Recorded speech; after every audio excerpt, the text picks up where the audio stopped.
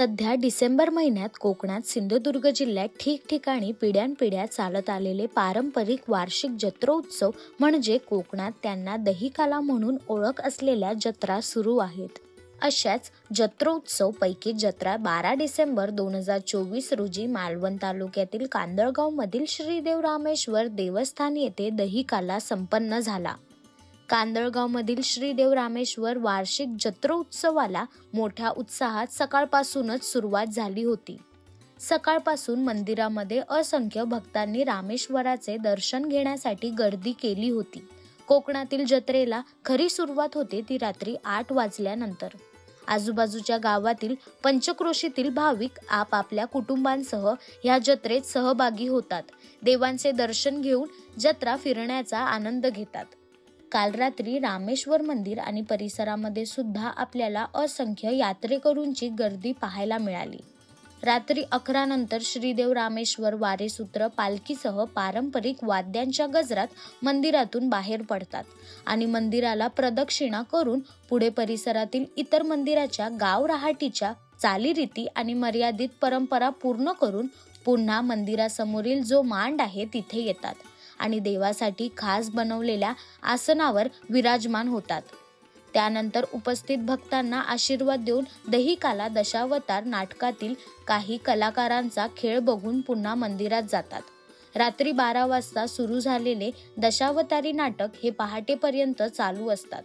गेले कित्येक वर्ष कांदळगावसह अनेक गावांची ही दहीकाला आणि दशावतार नाटक ही परंपरा चालू आहे आणि ती गावातील लोकांनी जोपासली आहे. पहाटे गाडगे फोडून ह्या जत्रोत्सवाची सांगता होते. जत्रा म्हणजे अनेक तऱ्हेची लहान मोठी वेगवेगळी दुकान जत्रेचा एक अविभाज्य घटक बनलेला असतो. कांदळगाव ग्रामस्थ आणि आजूबाजूच्या अनेक गावातील लोकांचं श्रद्धास्थान असलेलं श्रीदेव रामेश्वराची जत्रा काल यथासांग पारंपरिक पद्धतीने पार पडली.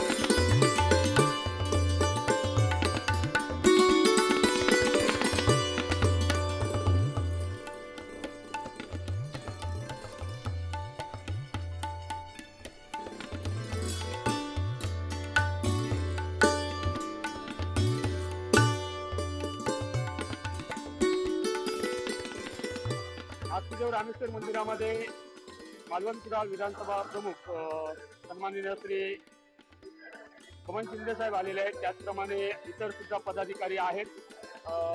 तर आज श्रीदेव रामेश्वराच्या वार्षिक जत्रोत्सव आहे आणि श्रीदेव रामेश्वराचं दर्शन घेण्यासाठी हे सर्व मंडळी इथे उपस्थित झालेले आहेत. तर शिंदे साहेब, काय सांगाल, तुम्ही दरवर्षी रामेश्वराच्या या वार्षिक उत्सवासाठी येत असता?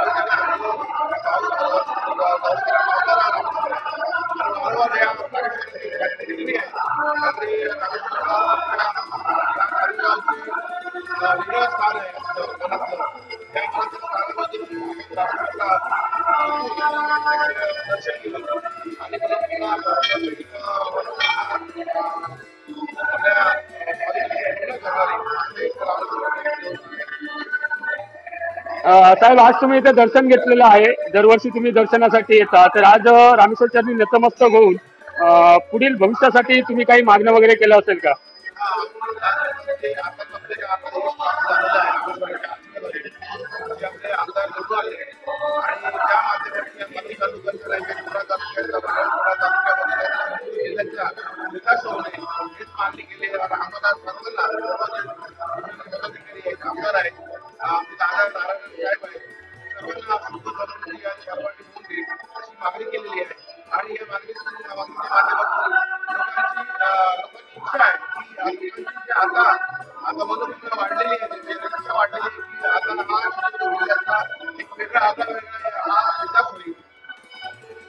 नक्कीच, खूप छान आणि खूप सुंदर.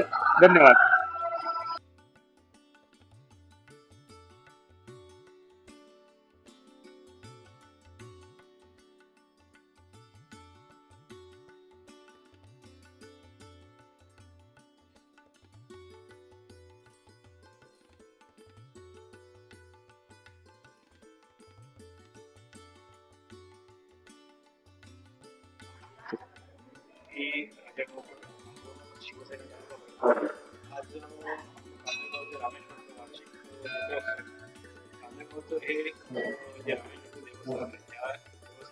ऐतिहासिक महत्व, कारण हा दिवस हे जे देवस्थान आहे रामेश्वर देवस्थान हे कित्येक वर्ष झाली शिवरायांच्या जो सिंधुदुर्ग किल्ला आहे त्या सिंधुदुर्ग किल्ल्याच्या भेटीसाठी मालवणला येतो आणि त्यावेळी एक वेगळंच महत्व आपल्या संपूर्ण ह्या कांदळगाव ते मालवणपर्यंत जे ऐतिहासिक महत्व ज्या ह्या देवस्थानाला बघतात त्यावेळी अनेक लोक महाराष्ट्रातून तो सोहळा बघण्यासाठी येतात.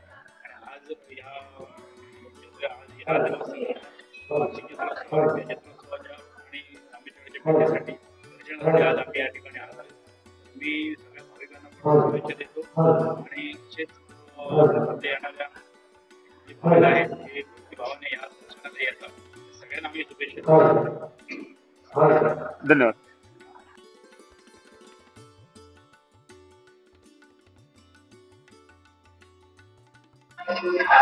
आज तुझे रामेश्वर मंदिर कांदळगाव येथे कांदळगावातील जैकाला उत्सव संपन्न झाला. तर आपल्या समोर आहेत आता देवस्थान ट्रस्टचे पदाधिकारी, त्याचप्रमाणे मंदिराचे पुजारी सुद्धा इथे आहेत. तर अध्यक्ष आहेत उदय राणे, त्यांच्याकडून जाणून घेऊया आजच्या या जैकाला उत्सवाची सविस्तर माहिती. दादा, काय सांगाल, आज जैकाला उत्सव संपन्न झाला आहे.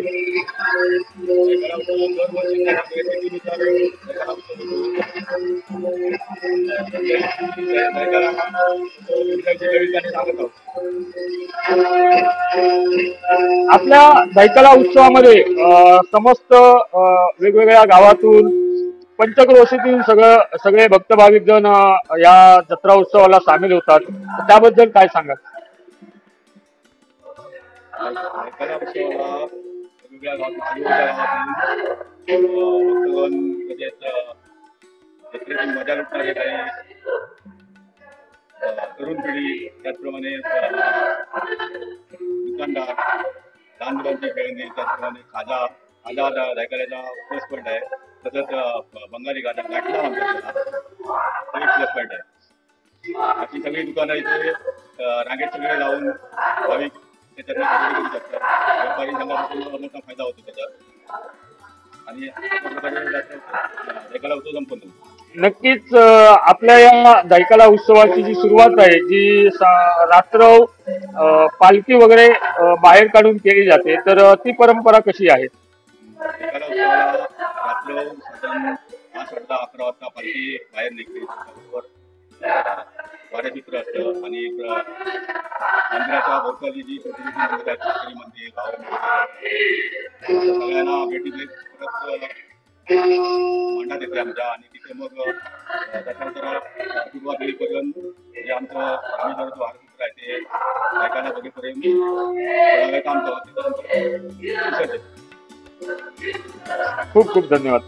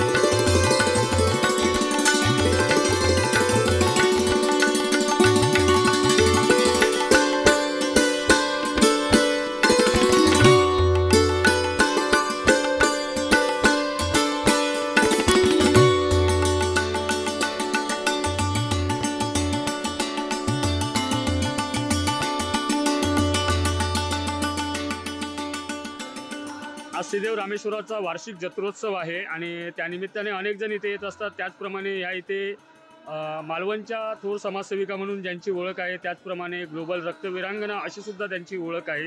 तर ग्लोबल रक्तवीरांगना संघटनेच्या अध्यक्ष सौ शिल्पा यतीन खोत इथे आलेले आहेत आणि आज कांदळगावचा वार्षिक जत्रोत्सव आहे. तर शिल्पा मॅडम, काय सांगाल आजच्या या जत्रोत्सवाबद्दल?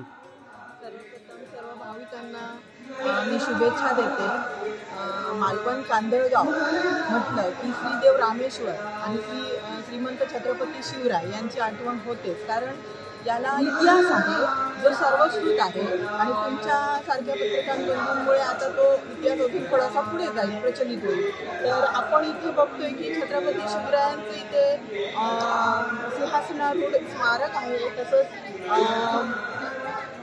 अतिशय असा विस्तृत असा वटवृक्ष आहे आणि समोरच श्रीदेव रामेश्वराचं मंदिर. तर 350 वर्षाहून जास्त वर्ष झालेली आहेत या मंदिराला. तसंच छत्रपती शिवरायांनी जेव्हा मालवणचं जलदुर्ग जेव्हा उभारणीचा हाती घेतलं कार्य, तेव्हा छत्रपती शिवरायांनी स्वतःच्या हस्ते जे वटवृक्ष इथे लावलं होतं त्याची पाळंमुळं आता अत्यंत अशी दीर्घ अशी पसरलेली आहेत आणि महाराजांचे श्रीदेव रामेश्वर मंदिर हे महाराजांच्याही हस्ते हे स्थापन झालेला असा हा खूप मोठा इतिहास आहे. अशा ठिकाणी भाविक अत्यंत आनंदाने इथे येतात, आनंदाने श्रद्धेने या आजची जत्राच आणि ह्याच्यामुळे अनेक कार्यक्रम जे सामाजिक असतील, धार्मिक असतील, श्रीदेव रामेश्वराच्या चरणी इथे कार्यक्रम बरेच होत असतात. तर त्या निमित्ताने निमित्ताने आम्ही आज श्रद्धेने इथे आलेले आहोत. सर्व भाविकांना मला पुनश्च मी शुभेच्छा देते. धन्यवाद. आज एकंदरीत इकडचं वातावरण भक्तिमय झालेलं आहे. संपूर्ण सगळे भक्तजन श्रीदेव रामेश्वराचं दर्शनसुद्धा घेत आहेत. त्याचप्रमाणे यात्रासुद्धा फिरत आहेत.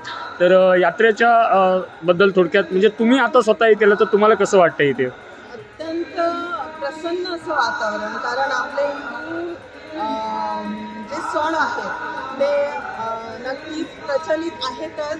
त्यानिमित्ताने अनेक व्यवसायालाही वृद्धी मिळते. अनेक स्थानिक व्यावसायिक असतील, बाहेरील व्यावसायिक असतील, ते इथे येतात, व्यवसाय करतात. तसंच जो धार्मिक कार्यक्रम असतो तो मुळात सगळ्यांना एकत्र आणण्याचा एक मोठा असा हे असतो, तो आनंद असतो. कारण विचारांची देवाणघेवाण होतेच, सोबत आपले आप्तेष्ट मंडळी, मित्रपरिवार इथे एकत्र येऊन आनंदाने हा उत्सव साजरा करतात. यातच मोठं नक्कीच.